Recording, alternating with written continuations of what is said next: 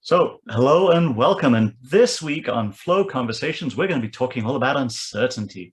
And I'm uncertain who's exactly is going to kick this off. So, I think I will open the floor. Who wants to go first and talk about uncertainty? No votes. Saeed, I'll nominate you as your topic. All right. So I think so in the work that I do, which is a lot of product work, but I'm sure this applies to everybody. We always have to deal with uncertainty, right? Uncertainty in terms of information or data, uncertainty about what's happening in our company, who's going to quit next or something. But I think the idea of it is, how do you deal with uncertainty, right? And what are, maybe we can talk about the kinds of uncertainty there are, and then how you would think about managing uncertainty or dealing with uncertainty in decision making and the work that we do. So that's for me, that's where my interest lies. I like this idea of starting with types of uncertainty, because I think that's not something that immediately occurred to me, but I think that buckets are always a great place to start, and foundational pieces that we can kind of attach our commentary to. If we look at this from a risk perspective, which is kind of one of the general ways that we look at this from a risk perspective, we have lots of different risks that companies have to understand and address. And there are some common breakdowns of those. We could maybe start with those buckets, and things like the internal risks that get generated, and external risks that the organization has to face, and then environmental risks that are more general, that the industry changes, those kind of things.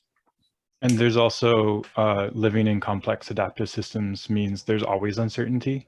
So there's like some uncertainty that you can grapple with, and there's always uncertainty, like fog of war kind of thing, that you just can never get away from, which kind of fall like, it's like a different layer on those things, the buckets that you just talked about. Interesting. Yeah, so in terms of buckets, like I know the first thing that came to mind was Cynefin as a framework for identifying, different types of uncertainty. Is that something that was top of mind for you, Saeed, or was it a different sort of framework that you were thinking of? So I wasn't really thinking about a specific framework.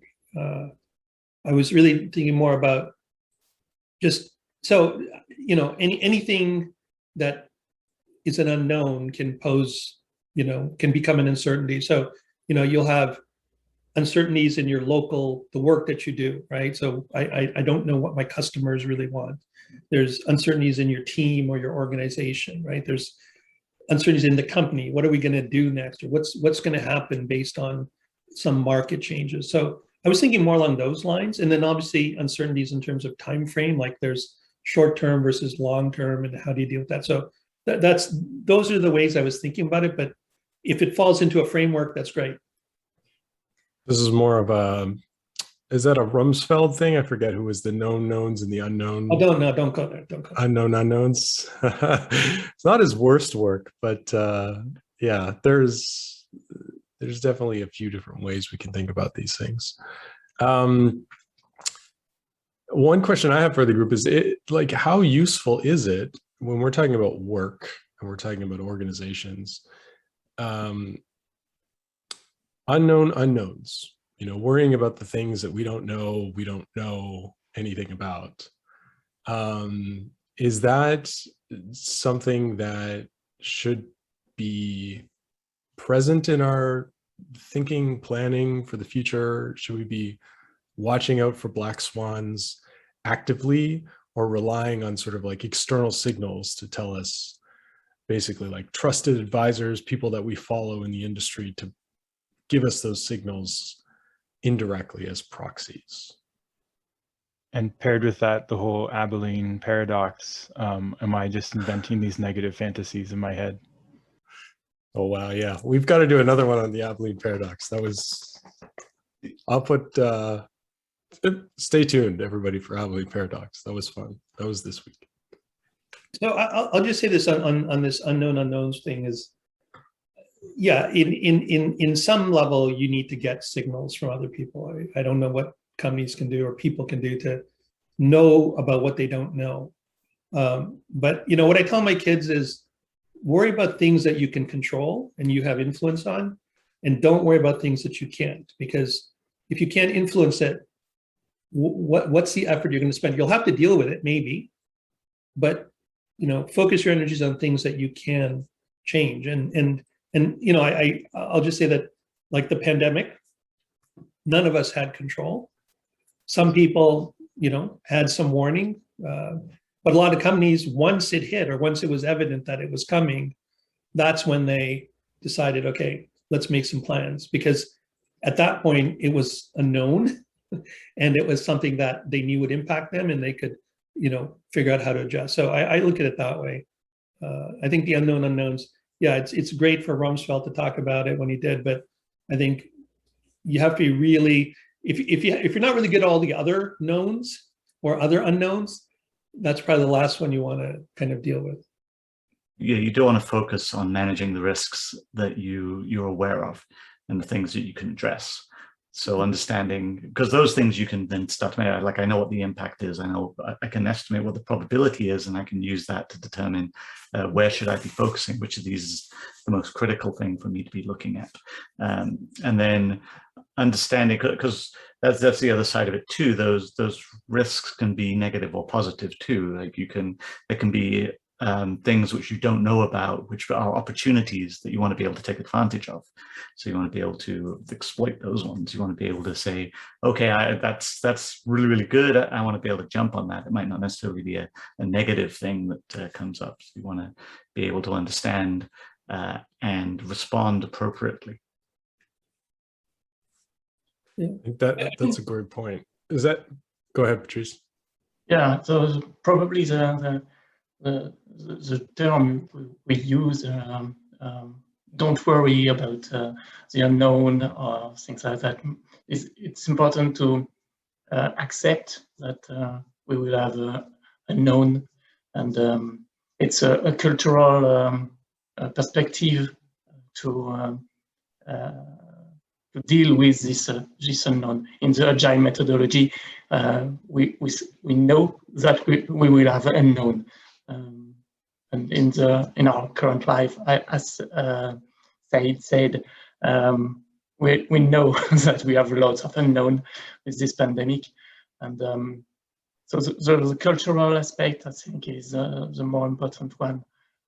We will have an unknown in the following weeks, in the following days. So just be prepared to have a known, and not just try to prepare for all situations. I think. Yeah, there's a few things. Yeah. Go ahead, Peter. No, it's okay. Go ahead. I was going to say that there are some things that we know that we want to plan for. So we do, companies that are able to fund this look at things like business continuity planning, and look at and business impact analysis, and understand that, hey, what are the critical systems that I have? Not everything can be truly critical, because if everything's critical, then nothing is. But we need to identify what things do we really truly care about, and have plans to understand what do we do under certain circumstances. How do we respond? What are our processes and practices? So there's things we can do to prepare in that respect. But we don't want to do that for every possible cause. I think I was listening to something the other day, the idea that that you can't prepare for every eventuality. Like if a black hole appears and swallows the Earth, I mean, you're not preparing for that to happen. Like, we're not moving all our compute into space. I think that was the book I was listening to. But this idea that we prepare for things that we can foresee as kind of realistic, and put enough planning into it so that we know that we've got some idea of what we're going to do in the event that something occurs. Yeah. The thing that I was going to get to is like, okay, so when we say dealing with uncertainty, what it really means is making decisions, right? And a lot of us are paid to make decisions, right? At some point, whether you're deciding on product strategy, or you're deciding on, what to work on next, or whatever the issue is. And I think I don't know if you're familiar with Amazon. I forget what it's called, but it's sort of like one-way and two-way decisions, or reversible and non-reversible decisions, which is basically like, yeah, if you have something that's reversible or that's, you know, low impact, if you're wrong, make the decision, move forward, right? Don't waste time. And if you realize later that it wasn't the right decision, you can always change it. And so you can make those decisions with a low amount of information, and you can make lots of them. And you know, the few of them, hopefully, that you've made incorrect ones on, you can reverse or you can adjust. And then there's high impact or one-way decisions, which are ones you don't want to get wrong, or you can't get wrong because they're hard to reverse. And those ones you need more information, right? I use a scale between like 0 information, which is like a wild ass guess, and 100% full information, which is basically a calculation. And you're always somewhere in between. And so it's really, how far over towards certainty do you need to be to make a good decision, an informed decision? And the other thing is that just in business, our decisions impact others, right? Whether people are waiting on us or the decision self drives some activity. So you want to make them in a way that actually doesn't harm other people. You can make a quick decision, but if it has harm or it might harm, then you need to sort of work that into your decision-making process. There's 2 things that strike me here. One is Hubbard's How to Measure Anything, gets big into reducing uncertainty in decision making. The other is like, isn't this like the whole point of flow? Is that you unlock the ability to experiment and thus reduce uncertainty? Like, you're always going to have uncertainty, but you reduce that one-way, two-way. You turn everything into two-way decisions, basically, or, you know, that's a big generality, but that's like, by enabling flow in an organization, you create the capacity or capability or whatever to make decision making easier, I guess, is maybe the simple way of phrasing it. Is that fair to say? Yeah, I think so. The ability, I mean, I think one piece about that resonates here for me in reducing uncertainty or enabling us to address or tolerate uncertainty is like this idea of like regular practice, right? If you're constantly making important decisions and you're not making unimportant decisions, so you're leveraging things like decision filters to only make really critical decisions, you build up almost like a muscle for making decisions and dealing with uncertainty. And I think that, you know, we've seen evidence of that all over the place. Like, people who are in really good shape, they rebound from physical trauma, right? Things that are more flexible, structures that are more flexible deal with things like earthquakes. I also take a lot of lessons here from things like private equity and venture capital. Like Sam Altman, he says that, you know, he strives to make all his decisions with like 37% of the information, or 37% of confidence. Because if he waits any longer than that, he's missing an opportunity. And there's a piece around urgency that makes all of this very relevant too. Like, if you are forced into a position of making a decision, it's probably a good time, because you're not making a decision unilaterally, right? You probably have to convince people, which means that a global sense of urgency is valuable. If you can get everybody, if you're the only person yelling about climate change, you know, it's the uncertainty involved in making any of those decisions is going to cripple you. But if there's all of a sudden a large sense of global urgency, then you can probably deal with that level of uncertainty with a lot more support.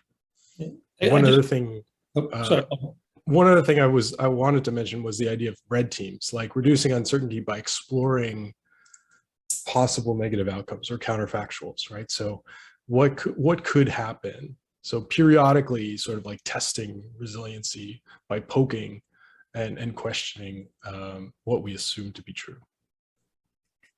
I was just going to make one point about Sam Altman, and this is not about him personally, but about VCs, is that, yeah, their whole business, though, is making decisions when they know that the majority of them will fail, right? They make investments. I remember a quote from a long, long time ago, and it was Steve Jurvetson, who was like a junior partner and invested in Hotmail. And that was like one of the very early big successes in the internet. And he said, yeah, it's all like making bets. He said, if I could have doubled the number of investments, I would have, because I know that one of them would have outweighed all the losses, right? So like if your decisions are, hey, if I make the right decision, I get 10x, and if I make the wrong decision, I lose everything, you can go with 30% or whatever the number is.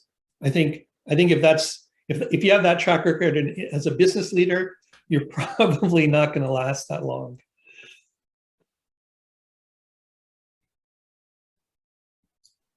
Well, I think we're almost at time here. We're out of any more time for flow conscious. I think we could talk about this topic for a very, very long time. So I'd like to thank everybody here for the time and the insights, and I hope everyone enjoyed the conversation.